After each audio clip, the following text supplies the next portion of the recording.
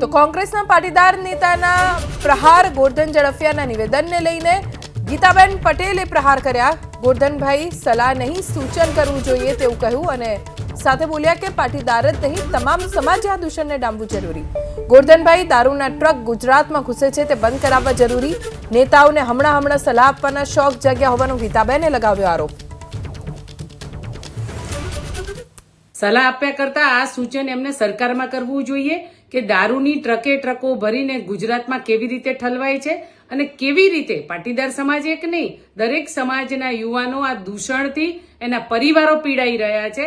તો ગોરધનભાઈએ સલાહ આપવાની બદલીમાં સરકારમાં આ સૂચન કરવાનું હતું કે ખરા અર્થમાં ગુજરાતમાં જ્યારે દારૂબંધી છે ત્યારે આ દારૂ કેવી રીતે આવે છે અને આના માટે ખરેખર ગુજરાત સરકારે પગલાં લેવા જોઈએ। અને એટલા માટે આપણે બધાનું ભલું કરીએ છીએ। આપણે કહીએ છીએ સર્વે સુખી ન સંતુ સર્વે સંતુ નિરામયા, બધા લોકો સુખી થાઓ। આપણે હાઈસ્કૂલ બનાવીએ છીએ તો ગામની બધા સમાજના લોકો ભણે છે। આપણે હોસ્પિટલ બનાવીએ છીએ તો બધા સમાજના લોકો સેવા લે છે।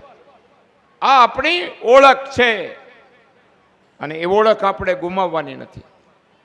એ આપણી આઈડેન્ટિટી છે અને આઈડેન્ટિટી આપણને ઈશાવાસ્ય ઉપનિષદની બીજી પંક્તિમાંથી મળે છે, તેન ત્યક્તેન ભુંજિતાહ।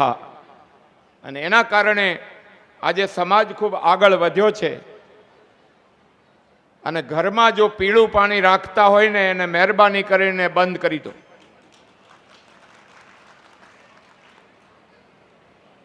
કદાચ તમને એવું લાગતું હશે તમે 21મી સદીમાં ગયા, પણ એ દીકરીને પૂછી જુઓ, એના પત્નીને પૂછી જુઓ, એની દીકરી નાનકડીને પૂછી જુઓ, આનાથી પરિણામ શું આવે છે। અને એટલા માટે આપણે બધાએ સુધરી જવાની જરૂર નથી, અંદરથી સુધરવાની જરૂર છે, બહારથી સુધરવાની કોઈ આવશ્યકતા નથી।